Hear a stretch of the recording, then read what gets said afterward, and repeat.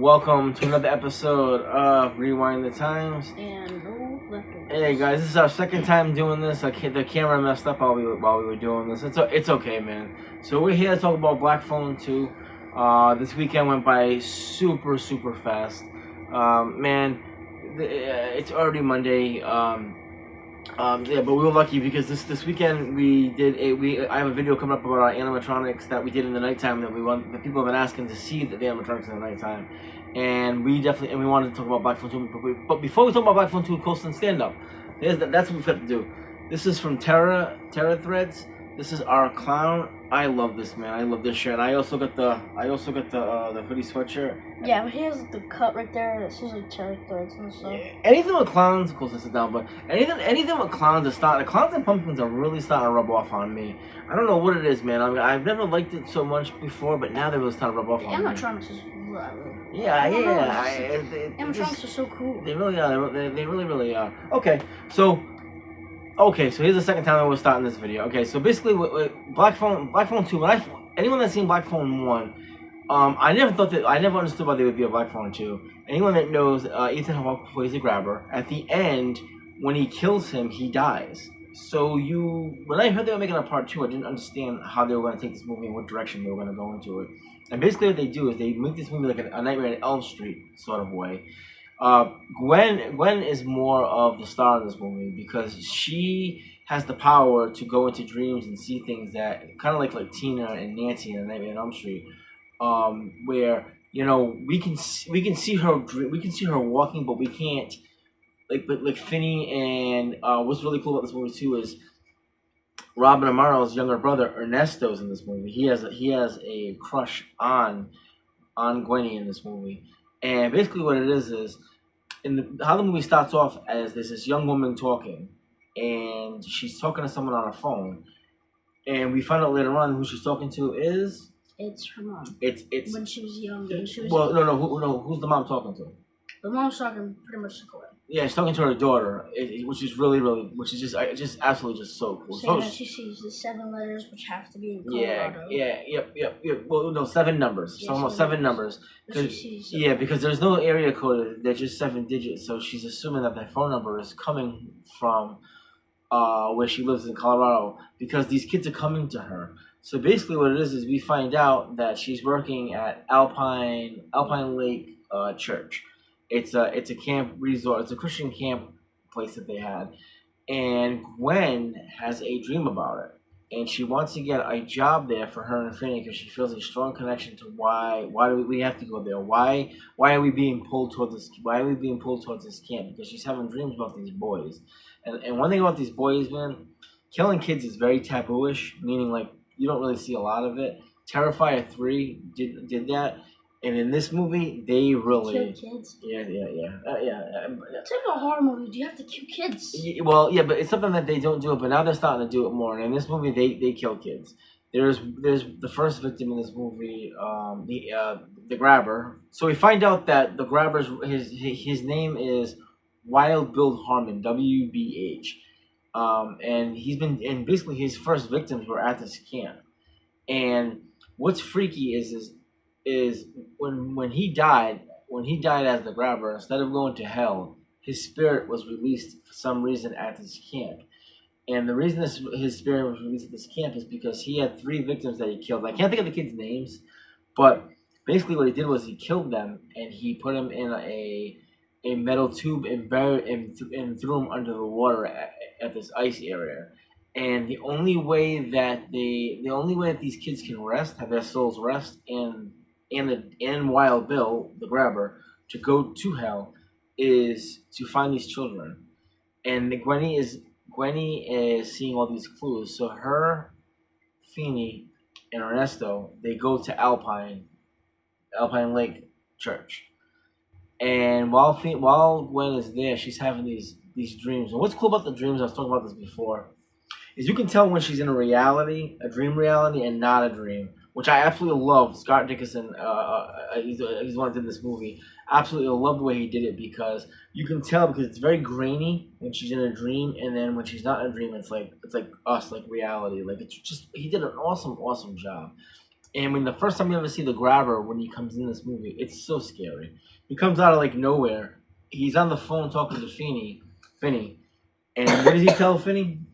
When he was walking up to Gwen with the axe in his hand, he said, "Dead is just a word." It's so freaky the way he says it, and out of nowhere he walks out like Gwen is looking in the corner and she sees this dark corner, and out of nowhere he walks out of it like this. With, the smile face Dude, it is so freaky. It gave me chills. So Ernesto and he's Feeney, way scared. This movie is really he's only in this movie for about 15 minutes, but less is more because his scenes in this movie are so impactful. Like you want to see more of him, but at the same time you don't want to see too much of him because what they show is really super scary. So, anyways, they don't. But yeah, Gwen's led to the mess hall of where like she follows them into the mess hall. And where you cook food and everything, and Ernesto follows her in there, and they see her sleepwalking. She's sleepwalking. She's awake, but she's not awake. She's awake in the dream world, but not awake to us.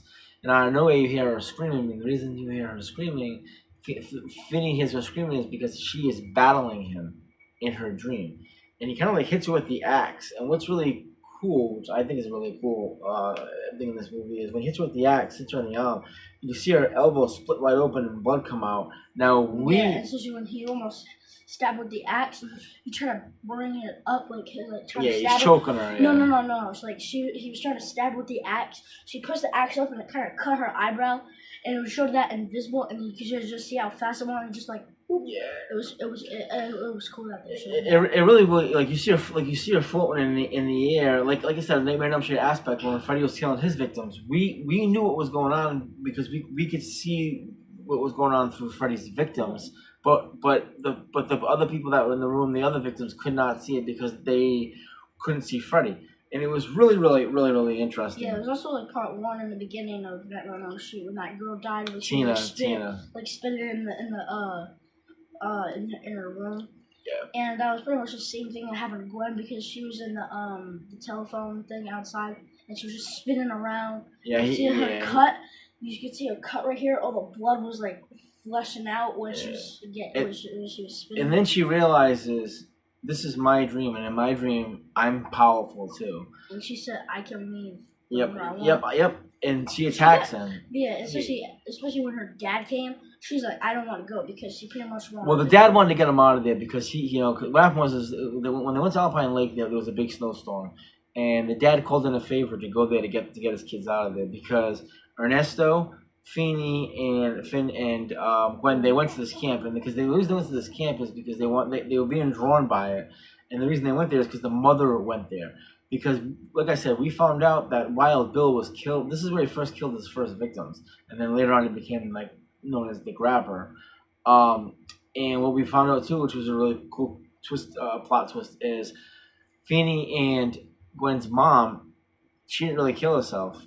She was on the trail of finding out who was abducting these kids back in the day. And we find out it was Wild Bill, and Wild Bill killed her. And because their dad was lying to them the whole entire time, saying she killed herself. Well, no, he wasn't lying. He didn't know that. He wasn't lying. He didn't know that the Grabber killed him. Oh. He knew that she died, but he didn't know. Nobody knew.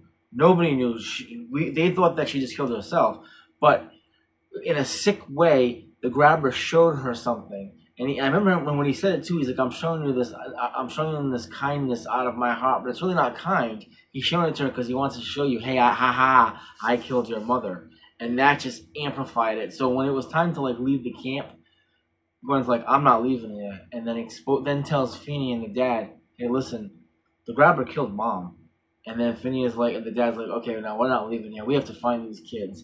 And how they found the kids is Wild Bill used to hold hockey games on the ice way back in the day, and he killed the kids, and he put their bodies in these metal containers and threw them in the water. Yeah, they're like they're barrels. Yeah. I don't know if you guys are the shit on the root beers. You see those barrels. That's pretty much what they were. Yeah. Yep. And he burned it at the bottom of the lake. and Armando, the guy who owns the camp now, they were one by one. It was kind of freaky too, because imagine imagine in the morning you're scraping away the ice, the snow off the ice, and you're trying to look into the ice to find bodies. And they did. They found this movie is so freaking good. So basically, at the end, they end up killing the grabber. They the souls of the boys, they all pull them down in the water. But here's the twist that I thought that was really cool. So I heard this was a book. And I heard there's 3 books. So as they're bringing his soul into the cold water, what happens is he grabs his mask before he falls in the water, and that kind of is like a sign of like he's going to hell. And I heard that like Ethan Hawke said, yeah, like where do you want to take this movie next? And he's like, well, I want to show the grabber while he's in hell. So there might be another one. I'll tell you now, the grabber is starting to become a horror icon. He's got the look. Who needs the Negatory? Yeah, he's got. Yeah, I mean, well, he's got a Toonie Terror. He's got a Toonie Terror Neko toy already. It could come with those 3 masks: the happy, the silent one, and the mad one. Yeah. It could come with the axe. It could come with the knife. The black phone. It comes with the black phone. And it could just be like Thanksgiving, where I had both of the grabbers. It could have the first one, which is just regular, and then it could have the second one with all the ice over it. Yeah, he's got a good look. I ain't gonna lie, he's got a really good look. So I see this guy, as long as this movie makes a lot of money, which the first one did. The first one, the budget was $16 million. It made $164 million. To be honest with you, is that some kind of? It's also this budget was $24 million, and it's already made $31 million. So this movie's on to making money. And I tell you now, if there's a need for it, there's a want for it, they're gonna make it. I really do think there's gonna be a part 1. So me and Dad are also got the Terrifier Neko toy. Yeah. Oh yeah. That's for something else. Okay. So Colston, here's the time of the movie. What would you rate this movie 1 out of 10? 9. Yeah, I really enjoyed this movie. I'm gonna give this movie like a 9. Yeah, maybe I honestly I want to see it again. I want to see this movie like a 9.5. I really enjoyed this movie. Like really a lot. Okay, cool. So what was your favorite kill in the movie? I like when that kid got stabbed in the legs. Like he was like cutting off his legs with his like the axe. Yeah. I was gonna say I think it's the same one for me. When they were showing Wild Bill back in the day when he killed the Well, I mean they were killing kids, which is so weird. I mean for me it's the one where he stabbed the kid and threw him in the fire. Like and that's weird to talk about kids dying. I mean, but that's where horror movies are going now. Okay. I also have my favorite scene in this movie. My favorite scene is when the grabber had the axe in his hand. He was just skating. Oh, it was freaky. Like, he came out of nowhere skating. Yeah, God. And he was like skating on the ice, and then he was running toward like he was like one of the counselors. It was Armando. No. Oh. No. He also killed him on the ice. Well, he didn't kill him. No, he didn't kill him. He knocked him on the ice. He didn't kill him. He knocked him on the ice. It was that other guy. He was one of the. He was like one of the. He lived with that girl counselor. Yeah, they just worked there. Just worked there. He was sliding fast. And he just stabbed him with the axe and just dragged him all around the. Yeah, well, they didn't kill. Well, he didn't kill him. Because they're just standing there. That was actually. I remember Cody Leach talking about how he wished he did die because it would have had more victims.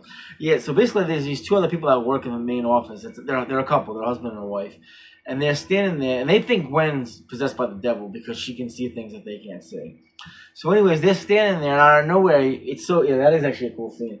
The grabber comes out of like this smoke off the ice. Imagine in the morning I'm a hockey player. If you ever seen a hockey ice rink, how it's like there's like smoke mist coming up, and out of nowhere he's skating, and he's skating with the axe, and you can see the slice marks from the ice skates and the ice, which is really cool.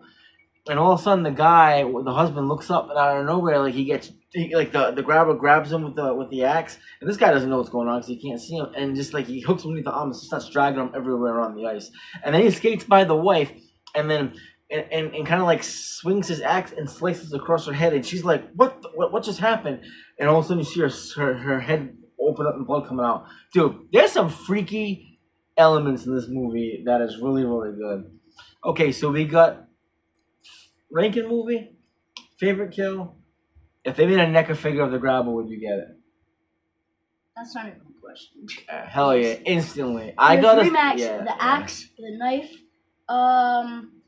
it could come with a balloon.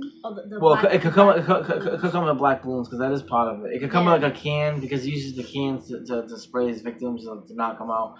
I think they are gonna make eventually because they making a Toonie Terror victim. And a lot of people should know this, that if they make a Toonie Terror of it, Yeah, they'll make it. yeah, most likely they're going. Yeah, most likely they're going to make two. So, all right, guys, we're gonna let you go. We got Cole's heading off to school now. So, all right, guys. So we give our ranking, we gave NECA figure, and our favorite kill. Hey, guys, listen, we're gonna head out of here. Hope everybody has a blessed day. We're gonna do some more videos when Colson's coming over. We're gonna definitely do some more videos, but instead of waiting till the end, we're gonna do videos as soon as he gets here to get him right out of the way. So, hey, remember, guys, God first, family, and until the next Make time. sure you like and subscribe.